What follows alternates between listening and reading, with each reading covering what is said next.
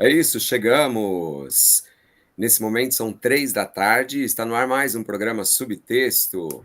Como você sabe, todo sábado, na sintonia da 95,3 FM da Rádio Fiscar, eu, Glauco Keller, passo por aqui, trago um convidado, uma convidada para falar de arte, de educação, de cultura. Eu queria aproveitar para convidar você que está ouvindo a gente na sintonia da 95 para vir para o YouTube e poder acompanhar essa entrevista super especial em áudio e também em vídeo. É só você se inscrever no canal Glauco Keller, lá você vai encontrar essa e outras entrevistas super especiais, dicas de livros, enfim, tem muita arte, muita educação e muita cultura. A convidada de hoje é apaixonada por crônica, ela é doutora em literatura pela PUC, ela é apaixonada por praia. Eu estou falando da Luciana Targino, Luciana Terra Targino, que é professora da Casa do Saber, que é escritora e tem muito para contar para você que está ouvindo a gente na sintonia da 95,3. Luciana, seja bem-vinda ao programa Subtexto. Obrigada, é um prazer estar aqui com você, com vocês, com seus espectadores aí, e vai ser uma tarde boa aí de troca. Luciana, você é cearense, você está onde agora? Eu, nesse momento, estou no Ceará. Sou cearense, estou no Ceará, e me divido entre Ceará e Rio de Janeiro, porque foi no Rio que eu fiz mestrado, especialização em literatura, doutorado, e faço agora o pós-doutorado, né? Então, eu me divido entre lá e cá. Você escolheu obrigatoriamente locais com praia, para estudar e para viver, né?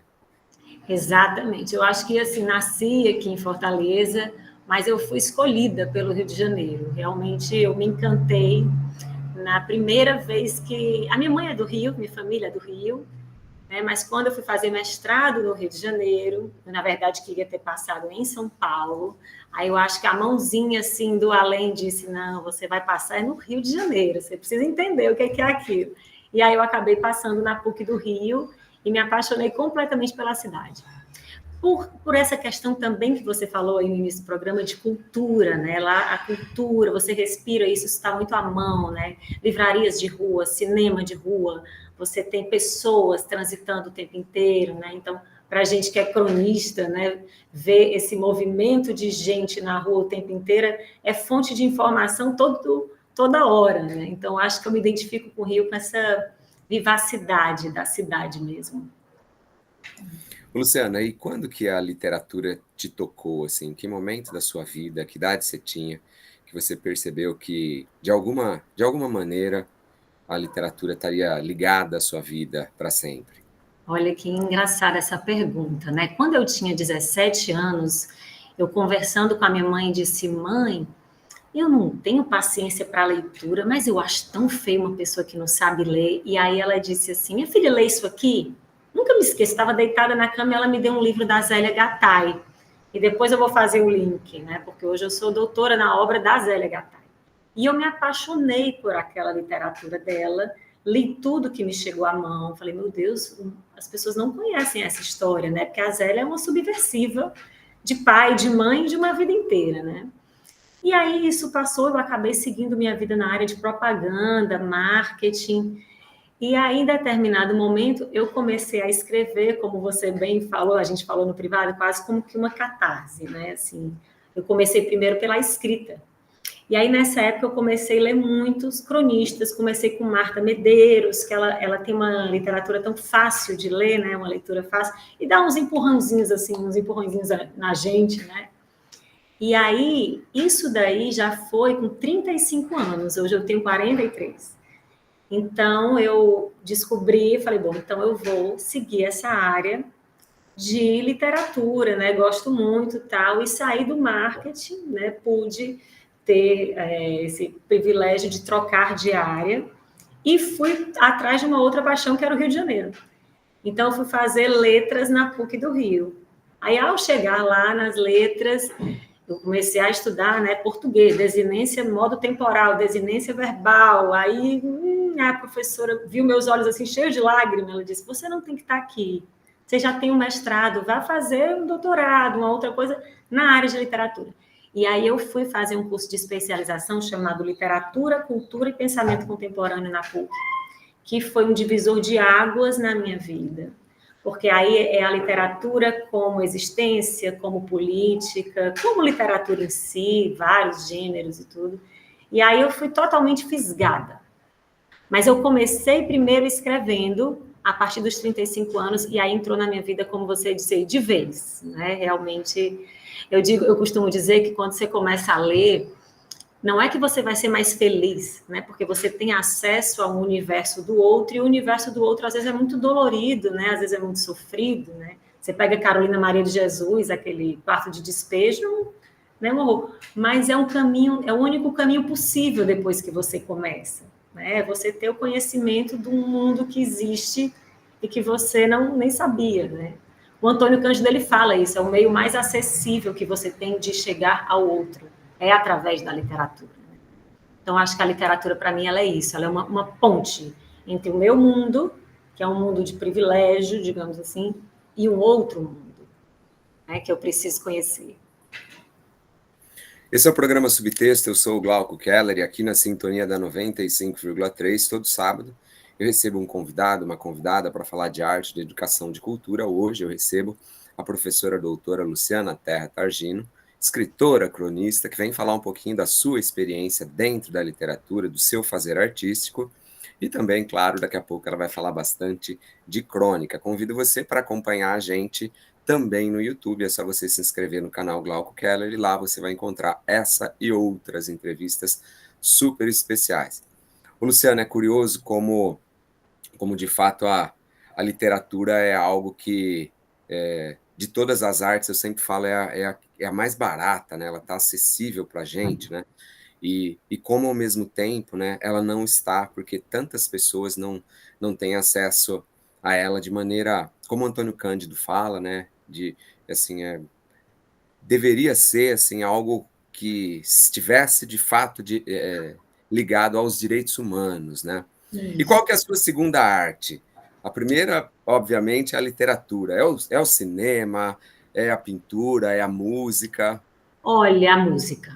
A música é a minha segunda arte. Realmente, tudo na minha vida tem uma trilha sonora, né? O meu pai escuta música desde que eu sou pequena. Eu costumo dizer que eu aprendi a cantar de aprender a falar, porque ele ouvia Clara Nunes aqui em casa, né? Ele é completamente fã, eu também. E aí tocava, então eu mal sabia falar e já sabia cantar. Né? E aí eu amo samba, aí papai também escutava aqui música clássica e tal, então isso acaba entrando de alguma forma, né? Engraçado quando a gente era pequeno, eu e meu irmão, e eu dizia, ai pai, pelo amor de Deus, essas músicas e tal. E aí hoje você cresce, eu me tornei meu pai, né? Tudo que ele gostava, gosta, eu também gosto, né? Então é a música sem dúvida. Né? E aí o samba ali lá em cima, né? E o Chico Buarque lá, lá nas estratosferas. Né? Realmente meu preferido, o meu, eu acho que de grande parte, né, das pessoas, Maria Bethânia, enfim, os irmãos, então, Caetano e Bethânia, né, Gal, essas pessoas, esse pessoal aí, né? Como eu sou uma pessoa meio nostálgica, né, eu acabo ouvindo mais coisas do passado de que eu me sinto totalmente contemporânea, né? Eu acho que eu tenho um pezinho mais lá atrás do que agora, mas é a música, com certeza. Você estava E falando a uma coisa. crônica? Diga lá. Você estava falando uma coisa assim da questão da acessibilidade da literatura, né? Além dela não estar acessível, talvez até por questões financeiras, existe um problema grave, é que as pessoas que têm condições, elas não leem, né? Saiu essa pesquisa agora de que 73% da população não lê nenhum livro por ano. É estarrecedor, né? Porque não é só uma questão de você não poder ter acesso ao livro por uma questão financeira, é de você não se interessar pelo livro, né? Isso aí eu acho assim tão lamentável, né? Nos empobrece, eu acho, né? Como sociedade, né? Como pensamento crítico, né? Voltando ao Antônio Cândido, que a gente está toda hora aqui falando dele. É isso, é uma pena. Luciana, e em especial numa sociedade tão imagética como é a sociedade atual, né? O telefone celular, as redes sociais, assim, a imagem de alguma maneira, embora a imagem, como a gente sabe, possa ter poesia, possa ser uma forma de aprendizado também, né? A literatura ocidental tem 3.000 anos, né? E de fato deveria, né? Ter mais acesso e ser mais acessada pelas pessoas, né? Pelas pessoas, existe uma, não sei se uma preguiça, né? E você está falando dessa sociedade imagética, eu estava ouvindo o contato Caligares, Contardo Caligares falando assim, é engraçado que as pessoas elas precisam mostrar felicidade, né? Então elas vão bater a foto de um lugar e elas estão de costas para esse lugar. Então, Taj Mahal está ali, a pessoa está de costas para ele, sorrindo para a foto. A Torre Eiffel está lá, a pessoa está de costas, né? Então, assim, como a gente foi deturpando, né, esse conceito do que é interessante de ser visto, de ser mostrado, né, de ser vivido, a forma, né? E realmente eu acho interessante a Maria Bethânia uma vez perguntar se ela lia à noite. Ela disse: "Você não quer que eu durma?" Porque a literatura ela incomoda, né? Ela mexe com a gente, né? E isso é que é o legal, né? Tira a gente de um lugar e leva para outro, né? Isso que é bacana. Luciana, e a crônica? Como que a crônica especificamente surgiu na sua vida? A literatura tem N gêneros, alguns ficcionais, outros não ficcionais, e a crônica é um gênero que caiu no gosto do brasileiro, né? Nós temos cronistas históricos, depois você cita alguns que você fala no curso lá na Casa do Saber, mas para você, como que a crônica surgiu, de que modo isso aconteceu e de onde vem essa paixão por ela? Eu sou apaixonada pela crônica, eu sou apaixonada pelas escritas de si, né? A gente vai falar crônica, biografia, autobiografia, né? Mas eu começo realmente pela crônica, né? Que é quando eu começo a escrever, aquela coisa do o que me interessa na crônica, assim, é o imediatismo, né? Aquela circunstância do cotidiano, né? O fato de que qualquer assunto pode virar um tema, né? Pode ser um sentimento, um pensamento, pode ser a política, pode ser a matemática, pode ser, né, qualquer coisa que você esteja vivendo ali naquele momento. Gosto da ironia que a crônica permite, né? Essa linguagem ali meio dúbia de vez em quando. Se você pegar Antônio Prata, Gregório do Vivier, né? É hilário, né? E ao mesmo tempo crítico, é sarcástico, né? Então, eu gosto desses lugares por onde trafegam as crônicas. Gosto dos cronistas, e aí a gente vai entrando, né? Caio Fernando Abreu e Clarice Lispector, que cronizam, entre aspas, a gente por dentro, né? Então, assim, essa possibilidade de você poder falar do que está fora, sob o ponto de vista, né, subjetivo, ou falar do que está profundamente dentro, também com uma subjetividade, uma sensibilidade, isso me interessa muito na crônica, né? E é um texto curto, é rápido, você tem que ter ali um início, meio e fim, e aquele fim que surpreende e volta para o começo. Então, acho inteligente também a forma de fazer crônica. Realmente é um dos gêneros que eu mais gosto. Tenho lido muito romance, né, agora, mas assim, a crônica é o que me pega.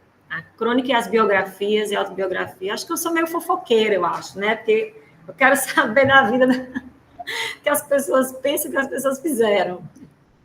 Gosto muito. Você sabe que tem uma pensadora que é francesa, ela trabalha com biografia, ela se chama Christine Delory-Montberger, e ela diz que não existe, de fato, texto que não seja ficcional, porque mesmo na biografia, quando a gente conta algo, a gente cria um herói, a gente seleciona partes da nossa vida na autobiografia, e ela fala que o que vale, na verdade, não é a história, é o que pode ser dito sobre a história. E é isso justamente que nos interessa, né? A gente acaba se Exatamente. interessando. É claro, assim, a biografia ela a história da nossa vida é uma ficção, né? Se você tem um irmão gênio que viveu com você, estudou na mesma escola, fez as mesmas coisas, mesmo pai, mesma mãe, cada um vai contar uma história diferente, né? O que a gente lembra, né? O Ali Salomão ele falava que a memória é uma ilha de edição, né? Então, você recalca, você põe para fora, você esquece, você troca os fatos. Aí, viu o cachorrinho passando, fofo, passou aí atrás. Esse é o Dr. Watson que passou. Tem o Doutor, Sherlock Holmes, esse é o Dr. Watson. ótimo. Então, assim, essa ilha de edição mesmo, né, torna-se uma ficção. E eu custei um pouco a entender isso, sabe? Assim, você busca a verdade ali por trás, e realmente é isso, né? É a história que é possível de ser contada, que claro que vai ter ali, é baseado em fatos reais, digamos assim, mas tem uma memória, né, que esqueceu. A própria Zélia, que eu escrevo, né, que eu estudo sobre a literatura de memória dela, ela começa a escrever mais ou menos 30 anos depois do vivido, né? Então, assim, ela realmente tem uma mais, né? Porque ela escreve com 63 anos sobre a infância dela, né? E depois ela vai escrevendo sobre todas as partes da vida. É claro que, assim, existe ali uma memória de elefante, é uma coisa impressionante, mas é claro que também a gente esconde o que a gente não quer contar, né? Aquilo que foi mais triste ou mais pesado não entra, né? E assim a gente vai tecendo essa colcha de retalhos que é a memória, mas que não é um fato totalmente, né, comprovável. Esse é o programa Subtexto, eu sou o Glauco Keller e hoje eu tenho o prazer de receber a professora doutora em literatura contemporânea, Luciana Terra Targino, que fala um pouquinho sobre, obviamente, literatura, crônica, sobre os seus textos, o seu descobrir,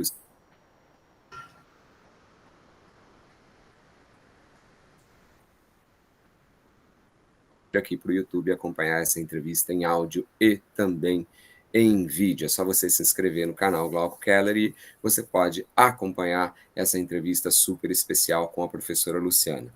Eu estou aqui com um livro de crônicas que a Luciana lançou já há alguns anos, e tem muita crônica que eu diria que algumas crônicas suas, Luciana, eu vou mostrar para quem está acompanhando aqui, ó, o Paris Só de Ida. Eu adorei esse nome, achei simplesmente sensacional. Algumas crônicas terapêuticas, assim, eu sentia você fazendo terapia, como se fosse um diário, e num determinado momento, aquela terapia, ela servia para o narratário como se fosse a vida dele também. Poxa, eu também me identifico com isso. Esse é um pouco o papel da crônica também, né, Luciana? O Sim. contraponto, o diálogo, a provocação, né? Eu acho que a crônica ela se consolida no outro, né? Assim, é você conseguir falar de si de uma maneira universal, né? Com a qual as pessoas consigam se identificar. Eu acho que isso faz parte também da linguagem do cronista, né? O nome desse livro, ele surge de uma forma quase literal. Realmente eu era casada na época e a gente ia fazer uma viagem e o meu então marido não decidia a volta. E eu com medo de desistir da ida, eu falei, então vamos começar por Paris. E liguei para a companhia aérea, né? Eu falei, moça, eu queria ver passagem para Paris só de ida. Aí ela, Paris só de ida? Olha, nesse momento me deu assim uma coisa, eu falei, meu Deus, Paris só de ida, que maravilha. Eu falei, Paris só de ida. Aí eu comprei a passagem, sentei e criei o blog. Foi exatamente assim, quase literal. Mas isso que você está falando, isso também é muito fascinante na crônica, né? Você está falando da sua dor, né? E ela é tão subjetiva que ela é universal porque as sensações são, né? O medo, a raiva, a inveja, o amor, a paixão, né? Todos temos, né? Exploramos em maior ou menor grau. E aí é interessante porque, sei lá, às vezes você tem um jeito de ser mais duro, que não acessa muito ali as emoções, aí você pega um cronista como Caio Fernando Abreu, né, que vai praticamente botar a mão dentro de você, vai remexer você e vai, né, isso acaba te ajudando a se entender um pouco, né, a se soltar um pouco, né. Eu lendo o seu livro também gostei demais, porque você consegue também fazer essa outra característica da crônica, que é essa articulação entre assuntos, né? Você vai aí você volta para cá para falar de política, começou a falar de rock, daqui a pouco está falando de política, caramba, que sacada boa, que virada, né? Muito legal o texto. Mas as minhas primeiras crônicas, elas eram realmente, assim, bem viscerais mesmo, né? E aí, com o tempo, a gente vai amadurecendo tanto na escrita, né? Tem uma frase que eu já agora não vou saber dizer de quem é, que é tanto melhor o escritor quanto melhor o leitor, né? Então, quanto mais você vai lendo, mas você vai modificando a sua forma de escrever, o seu repertório, as suas referências, né? E aí você vai. Esse meu livro é o primeiro, eu já teria crônicas o suficiente para lançar o segundo. Eu acredito que depois desse pós-doutorado, que está, como diz o Jorge Amado, me comendo as carnes. Quando ele escrevia um romance, ele dizia assim: o romance está me comendo as carnes, né? E eu acredito que eu vá selecionar as outras crônicas, né? Porque aí já entra momento político, né? Desde 2018 que a gente não, que o cronista não falta assunto, né? A verdade é essa, né? Basta a gente ligar o rádio, opa, ali naquela coisa. Mas no começo era bem assim mesmo, quase terapêutico. E que bom que gerou essa identificação. Uma grande identificação. Eu tenho várias crônicas aqui que me foram muito especiais, assim, que me lembraram de alguns momentos da minha vida e que certamente dialogaram com a minha forma de pensar também. Ô, Luciana, eu queria perguntar para você também sobre a professora Luciana. Em que momento você pensou em falar sobre crônica, em contar um pouquinho da história da crônica? A Luciana tem um curso muito legal na plataforma Casa do Saber. Quem não conhece, conheça. É uma plataforma voltada para a arte, para a educação, para a cultura. Um streaming, só que com cursos dos mais variados assuntos de literatura, arte, psicanálise, política, filosofia, sociologia. É um streaming muito legal. E o curso de crônica brasileira da Luciana é muito bacana, eu fiz. E você faz um passeio, né? Você vai lá no Machado, nos folhetinistas ainda, e vem até cronistas como você citou, o Gregório do Vivier, a Maria Ribeiro, o Antônio Prata. Como que foi esse passeio pelo olhar do cronista, mas ao mesmo tempo olhar didático? Sim, então, né, eu fui convidada pela Casa do Saber para ministrar esse curso, né? Eu tinha feito um curso sobre a Zélia Gattai e eles me convidaram para fazer um outro curso. E aí eu falei, olha, eu sou cronista, a gente poderia fazer um curso, né, de crônicas e fazer um percurso, né? E para eles interessava, assim, eles pediram assim, então vamos falar sobre os contemporâneos e tudo mais. E aí eu pensei, falei, por que não? Já que crônica tem a ver com tempo, né? Porque vem de cronos, a gente não faz um percurso desde o início, né, da crônica no Brasil, porque aquela crônica do Machado e a do José de Alencar, o interessante é a gente ler em 2025 aquilo que é de 1880 e tanto, e ter ali temas absolutamente atuais, né? Porque a crônica ela tem um pouco isso, se ela é datada de algum período e por causa disso ela ajuda a contar a história de um tempo, por outro lado, existem crônicas que percorrem, né, séculos e séculos completamente atuais.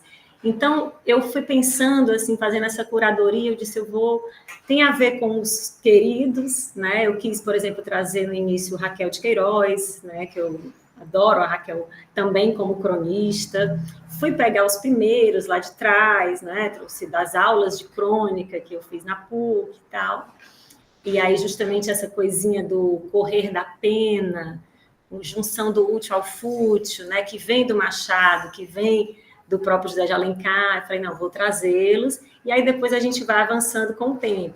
E aí, inspirada na música de Aldir Blanc, Choram Marias e Clarices, eu falei, opa, por que não fazer esse contraponto? Me veio junto, sabe, a música e Clarice Lispector, que é, acho que ela dispensa até comentários, não sei nem se tem adjetivos para aquela mulher, né, mas enfim, que é aquela força da natureza por dentro, né? E a Maria Ribeiro, que de alguma forma escreve completamente diferente, mas também de uma maneira visceral, né? E falei, opa, Marias e Clarices, vamos lá. E quis trazer a Marta Medeiros, porque foi a cronista que eu comecei a ler e li muito de Marta, sabe? Gosto. Claro que hoje em dia, assim, já gosto um pouco mais de uma crônica que fale um pouco mais profundamente, mas sempre que leio a Marta me dá uma coisa boa, sabe? Eu gosto, é o que eu digo. Tem a Marta Medeiros à mão, ela é leve, é gostosa de ler e tal. E aí trouxe também o Caio Fernando Abreu. Eu fui percorrendo tantos que eu gostava, mas tentando seguir também algo didático de as possibilidades que nós temos com as crônicas. né, os diversos assuntos que podemos falar com as crônicas, né? Você pegar Gregório e Antônio, é política o tempo inteiro, né, mas com muito humor, né?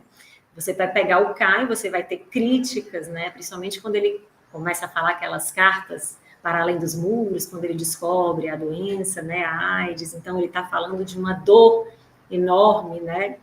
E aí eu fui tentando fazer esse percurso de quais são as possibilidades das crônicas, desde onde ela veio e até onde ela pode chegar, né? Porque aí tem muita gente escrevendo, né? Mas, assim, ficou tanta gente de fora, não cabia, né? Eu tenho vontade até de fazer um volume 2 desse curso, né? Até o Antônio Maria, né? Cronista maravilhoso, enfim. Então, Nelson Rodrigues, né? Também. Então, ficou muita gente de fora, mas quem sabe a gente faz um volume 2 desse curso também. Você provocou o leitor, ou quem fez o curso, para conhecer esses e essas, né? E também outros que não dá tempo de selecionar mesmo. Eu imagino a sua dor ao ter que deixar alguns de fora, né? Inevitavelmente, né, Luciana? Não tem como, né? Fazer curadoria é isso mesmo. Eu sou o Glauco Keller, esse é o programa Subtexto, e eu estou aqui recebendo com muito prazer a professora Luciana Terra Targino. Ela é doutora em literatura contemporânea, é cronista, e vem falar um pouquinho sobre crônica, sobre literatura, sobre cultura, sobre música também. Eu convido você para acompanhar a gente no YouTube. Você que está aqui em 95,3 na sintonia da Rádio Fiscar, pode acompanhar a gente no YouTube. É só você se inscrever no canal Glauco Keller para você acompanhar essa entrevista em áudio e também em vídeo. Luciana, você escreve ou pensa em escrever ficção, contos, romances?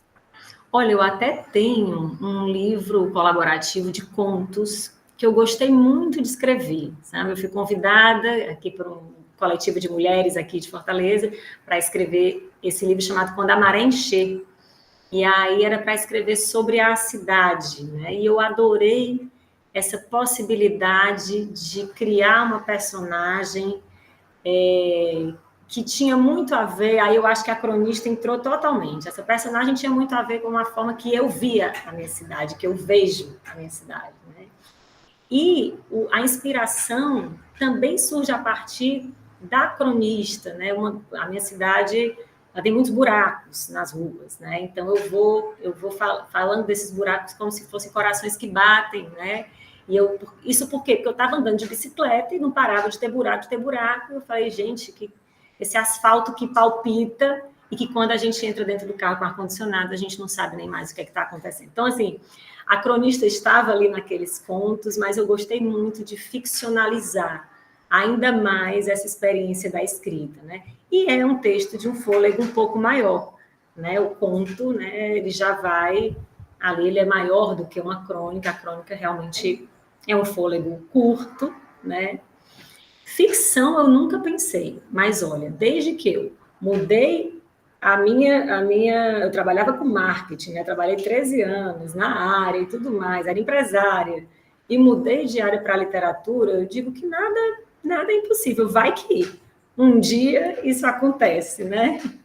Mas não está no meu radar, não. Eu realmente gosto muito das crônicas, mas adorei escrever contos. E tenho adorado ler contos. Era algo que eu não lia muito, né? E o Caio Fernando Abreu, enfim, é um contista e tanto, né? Mas ainda Luciana, estou... não, diga lá, por favor. Não, era isso, assim, estou ainda nas crônicas. Eu ia perguntar para você a respeito dos seus escritores e escritoras favoritos. Você citou alguns cronistas, obviamente, né? E tem alguém que normalmente está do lado da sua cama, tem alguém que está na mesa da sua sala, além da Marta Medeiros, assim, tem um A escritor que Marta Medeiros tem. esteve... desculpa, te cortei. Não, é isso mesmo. Quem que te toca, assim, que está sempre perto de você? Olha, quem está sempre perto de mim, até porque eu estou estudando a obra, é a Zélia Gattai, né? Então, realmente, assim, tudo que diz respeito a ela né? E é uma literatura que eu recomendo, uma literatura memorialística, né? Como a gente está falando das escritas de si, então faz parte desse guarda-chuva, onde a crônica também está inserida, né? Que é subjetivo. E uma escrita muito leve, muito... Hoje de manhã, inclusive, eu entrevistei a neta dela, né? E ela fala, você sabe como minha avó escrevia de uma maneira leve, mas ali tinha muita denúncia, né? Então, o pai da Zélia Gattai morreu vítima da ditadura do Getúlio Vargas. Então, tem toda essa dor. Ela foi exilada com Jorge Amado nessa época de 1948, moraram na Tchecoslováquia, foram expulsos da França. Então, é um arcabouço histórico que engloba ali mais de um século. Então, assim, quem esteve, está e sempre estará é a Zélia. Mas quem eu tenho adorado ler é a Carla Madeira. Eu li o Tudo é Rio e terminei recentemente o Véspera, pelo amor de Deus, né? O Véspera é uma coisa, assim, eu só ficava esperando chegar à noite para poder dar tempo de eu pegar o livro. É maravilhosa, né? Então, eu gosto demais, tenho lido esses romances.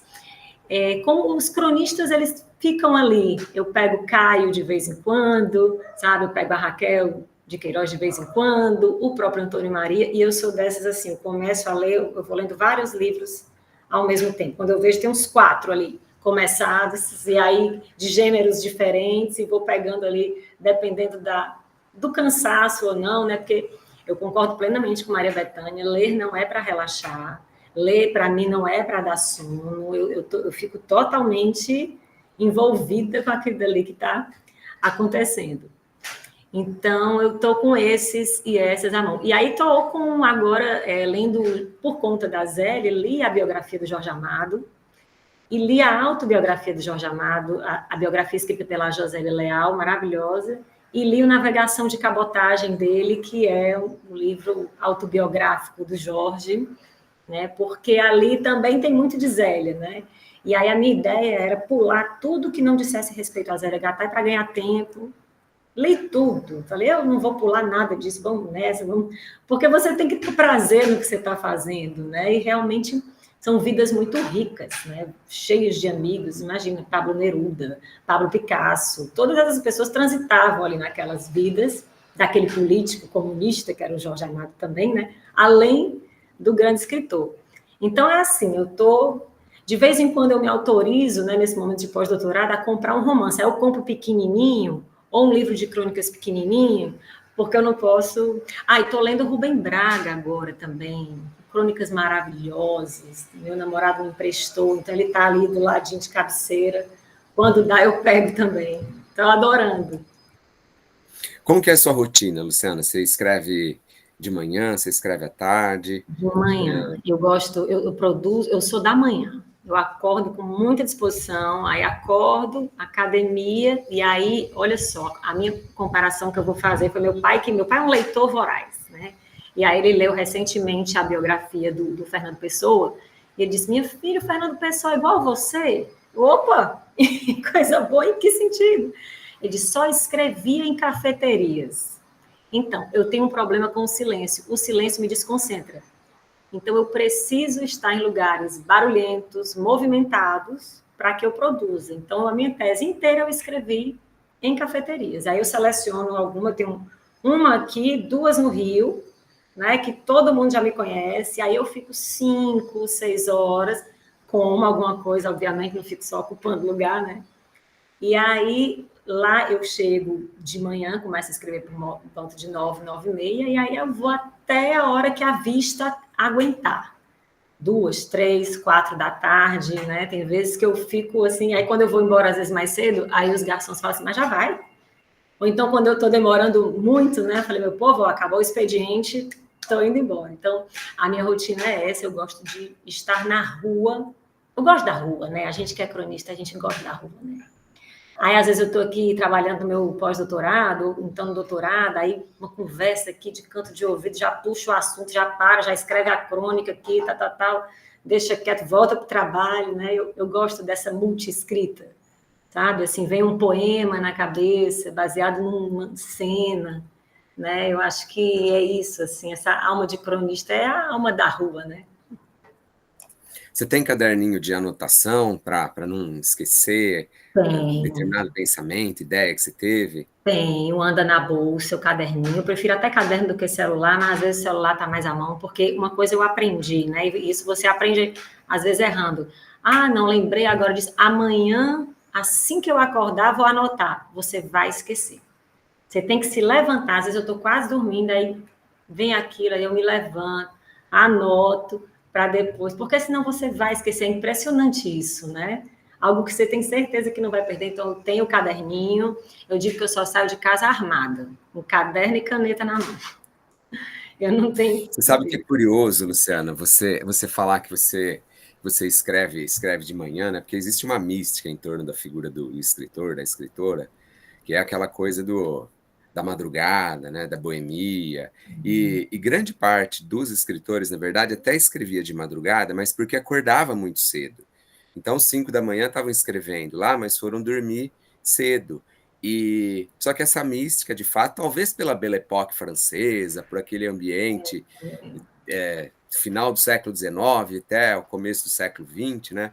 Isso inspirou muito, né? O século XX aqui no mundo ocidental, essa ideia de que o escritor ele é ou boêmio ou então ele é um recluso. E quando na verdade a escrita ela surge no período da tarde, no período da manhã, na rua, como você falou, o Chico Sá fala que durante a pandemia ele quase enlouqueceu, porque a escrita dele vem caracteristicamente do bar, da rua, né? Na rua, eu achei ótimo. Uma vez eu conversando com o Chico, é um querido. Eu conheci o Chico aqui num evento que a gente fez na empresa que eu tinha, né? Era um parque, e aí foi feito lá uma festa literária de Aquiraz, a FLAC.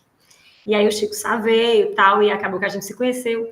E aí uma vez eu conversando com ele, aí ele disse, Luciana, é sempre bom a gente ter assim uma dorzinha para escrever, né? Porque ajuda. Se a gente não está sentindo nenhuma dor, tudo bem também, mas assim, aquela coisinha, né? Então, assim, essa fonte de inspiração mesmo, que às vezes também não está só dentro, está fora. E aí a pandemia é um horror, né? Para a gente que é da rua, né? Eu amo a rua. Se eu puder estar na rua assim de manhã, de tarde, aí de noite, tarde da noite, não, eu gosto de estar em casa, né? Eu não tenho essa aura aí do. É bem rotineiro mesmo, e eu acho que a escrita ela surge sim da disciplina também, sabe? Eu acho que não é só inspiração, não. Às vezes você vai chegar em frente a uma tela em branco, tá na hora de escrever, né? Vai sair alguma coisa. E assim, um dia desse, alguém estava perguntando na internet, não me lembro para quem, assim, quando você começa a escrever, você sabe onde seu texto vai terminar? Eu não sei onde o meu texto vai terminar. Eu fiquei pensando sobre isso. Eu começo, mas eu não sei exatamente onde ele vai parar. Você sabe onde seu texto vai parar? Não, eu acho que não também, Luciana. E é curioso isso, porque é, é de certa forma angustiante, né? Porque você começa e num determinado momento aquilo toma vida, né? E eu É, já vi escritores, Luciana, falarem que o Stephen King tem um livro muito legal chamado Sobre a Escrita, é um dos poucos livros dele em que não são ficcionais, né? E ele fala que ele é o primeiro leitor dele mesmo. E muitas vezes os personagens o surpreendem. Ou seja, se o Stephen sim. King está falando, nós podemos também, né? Nós podemos também. Você sabe, o Jorge Amado falava a mesma coisa. Os meus personagens são de carne e osso. Aí a Zélia queria dar um palpite. Não faça isso. Ele disse: Olha, Zélia, você já me deu muito trabalho casando Mundinho Falcão e não sei o que. Eles não eram nem para ter casado. Agora eu já não sei como me sair disso. Não me venha com mais nada. Então, assim, é isso. Vai ganhando vida. A última crônica que eu escrevi essa semana, eu não estava com vontade de falar a partir de dentro, porque eu estava um pouco sofrida. Eu falei, não quero falar de dentro, vou falar do filme que eu vi. Quando eu vi, eu já estava falando de política, eu já estava falando de religião, já estava falando de assuntos polêmicos. Eu falei, oh meu Deus do céu, por que eu vim parar aqui, né? Mas vamos nessa. E acho bom, né? Realmente parece que tem hora que você está teclando e o pensamento vai primeiro, né? Do que. Não é que você não tenha nenhuma ideia, é porque o seu repertório vai sendo acionado, né? Ali, o que você leu, o que você sabe, o que você ouviu, e aí você vai colocando. Luciana, a gente está quase chegando no final do programa Subtexto, mas eu queria te perguntar um pouquinho sobre a rede social na sua vida. Você usa o Instagram para fazer uma crônica oralizada. Como que você enxerga esse, entre aspas, novo gênero da crônica, fazendo uso da rede social? Então, é o jeito, né? Eu sou uma pessoa completamente analógica. Assim, se eu tenho na decoração do meu quarto uma Olivetti Letera, aquela digitar, que é lindíssima. Eu sou do papel, eu gosto do caderno e tudo mais. Só que é uma forma muito fácil de estar, né? E a gente, enfim, a gente falando sobre arquivo, né? Como é que a gente se arquiva, o que, é que a gente coloca nos livros e tudo mais. Eu acho que o Instagram ele é uma forma também de autoarquivo. Então, assim, falam assim, né? Ah, você tem que produzir vídeos de 40 segundos. Não quero nem saber se vai ter uma pessoa vendo 2 ou 10. Eu quero deixar registrado o que eu escrevi, o que eu pensei, para mim também, né? E se alguém se interessar, né? Se tiver esse leitor que vai conseguir se deter por 8 minutos, que nem é muita coisa, né? Mas é porque a gente anda tão imediatista, né? Ótimo, maravilhoso. Então eu enxergo assim, eu enxergo realmente tem tudo. Tem o lixo, tem do luxo ao lixo, né? Você tem coisas maravilhosas ali nas redes sociais, né?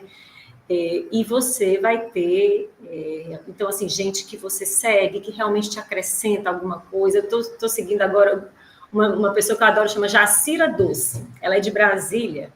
E ela é meio humor desmotivacional. Gente, é muito engraçado. Assim. Então, eu gosto dessa gente com esse humor fino e meio sarcástico, assim, acho inteligente, né? Então, eu acho isso, assim, eu acho que não tem como você estar fora, é fácil, é tentador, né? Você está ali e te projeta de alguma forma, né? As pessoas te veem, né? As pessoas te chamam para um trabalho, te reconhecem alguma coisa ou outra. Então, eu acho bacana, mas eu também vou ter sempre essa reserva por ser uma pessoa analógica, nostálgica e velha, digamos assim, de alma velha, digamos assim. Acho que é isso. Ô, Luciana, que pergunta que você achou que eu fosse te fazer e eu não fiz? Eita, acho que essa pergunta é mais, talvez essa. É metalinguística, então. É igual aquela no programa da Marília Gabriela tinha, né, uma pergunta final que ela fazia para todo mundo. Bom, deixa eu ver. Eu acho que a pergunta eu acho assim, essa pergunta do o que você espera da literatura na vida das pessoas e da sociedade, né? Como é que você enxerga isso? Eu acho que talvez essa pergunta. E aí eu Você quer falar respondo? sobre ela?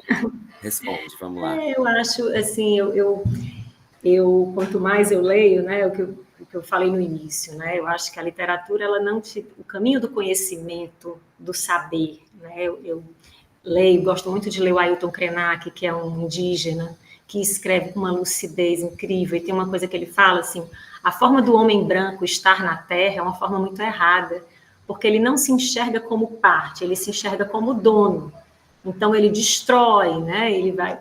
E aí, Ailton Krenak deu um nó na minha cabeça, né? Porque você usa, por exemplo, eu uso colar de ouro, né? Então, assim, o quanto de terra foi poluído, rio estragado, árvores desmatadas, para que esse colarzinho aqui estivesse pendurado aqui no meu pescoço, né? Então, a literatura, ela não vai ela não vai te confortar sempre. Às vezes ela vai te fazer rir, às vezes ela vai te fazer, assim, opa, caramba, li isso, que bom que essa pessoa também passou por isso, mas ela vai te incomodar, sobretudo, né? E eu gosto dessa literatura que incomoda. Acho que é por isso que tenho gostado tanto de ler Carla Madeira, porque ela incomoda, né, profundamente aquela escrita ali. Então eu lamento, né, que as pessoas que elas leem pouco, porque eu acho que esse incômodo, e aí eu vou citar a Sueli Ronick, uma brasileira, né, professora, pensadora, que ela fala que a gente precisa deixar viver dentro da gente as pequenas revoluções, as micropolíticas, aquele incômodo que ela chama de pulsão de vida, porque só assim a gente consegue transformar alguma coisa. Só assim a gente vai usar menos plástico, né? Cada um vai ali no que pode fazer, mas vai melhorando como sociedade, né? Então, eu acho que a literatura ela tem esse papel, o do incômodo e da pequena transformação, né, para melhor. Eu acho que a gente se torna um ser humano melhor quando a gente lê. Quem quiser conhecer o seu trabalho, Luciana, como é que faz? Suas redes sociais, acessar o seu blog? Então, meu blog é o parissodeida.com.br. Eu tenho publicado muito no Instagram, às vezes não passo pro blog. Por quê, Luciana? Falta de tempo, porque a vista é só uma, né? Então, a vista tem que fazer o pós-doutorado, a vista tem que escrever, aí tem hora que tá cansada. Mas, então, eu tenho publicado muito no @luciana_t_targino, né? Mas se você botar, acho que Paris Saudita encontra também, foi a pessoa do marketing das minhas redes sociais que disse que eu precisava trocar meu perfil de Paris Saudita para Luciana Targino. Me doeu um pouco, mas aceitei, porque eu adoro o Paris Saudita. Mas, enfim, então, se quiser adquirir o livro, também pode me mandar um direct lá pelas redes sociais, no Instagram. Eu estou basicamente no Instagram, não tenho outra, não. E eu respondo rapidinho, que eu estou sempre online. Bom demais, Luciana, adorei. Eu queria mais uma vez agradecer você pela disponibilidade. A Luciana desmarcou um compromisso que ela tinha para poder fazer essa gravação comigo. E eu tenho certeza que você que ouviu o programa Subtexto aprendeu muito sobre a história da crônica, sobre literatura e sobre a história da Luciana. Valeu mesmo, Luciana. Eu que te agradeço, Glau, que estou doida para ver esse programa já e doida para terminar seu livro, porque agora eu fico esperando chegar de noite para eu chegar nas suas crônicas. Viu? Mais um para atrapalhar o Mais seu um que tá... pós-doutorado. Mas alimenta, né? Acaba que enriquece. Engraçado, você puxa uma coisa dali, opa, essa aqui entra. Né? Sempre enriquece. A literatura, ela sempre enriquece, não é? É isso, com essa frase bonita da Luciana, a literatura sempre enriquece. Eu vou ficando por aqui, mas como você sabe, na semana que vem tem mais programa Subtexto aqui na sintonia da 95,3 FM, na sintonia da sua Rádio Fiscar. Vai ter mais literatura, arte, cultura e educação. Grande beijo para você, a gente se vê na semana que vem. Valeu, tchau, tchau.